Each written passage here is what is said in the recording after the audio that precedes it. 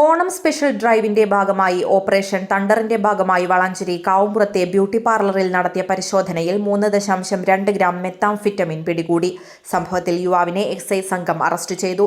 Malappuram excise ഇന്റലിജൻസിന് ലഭിച്ച രഹസ്യവിവരത്തിന്റെ അടിസ്ഥാനത്തിൽ Kuttippuram excise range party, Malappuram excise cyber cell, excise intelligence bureau എന്നിവ സംയുക്തമായി നടത്തിയ പരിശോധനയിലാണ് മയക്കുമരുന്ന് പിടികൂടിയത്. തിരൂർ താലൂക്കിലെ കുറുമ്പത്തൂർ വില്ലേജിൽ കരിപ്പോൾ ദേശത്ത് വാണിയംതൊടി വീട്ടിൽ മുഹമ്മദ് കുട്ടിയുടെ മകൻ ഷറഫുദ്ദീൻ വീട്ടിയാണ് അറസ്റ്റിലായത്.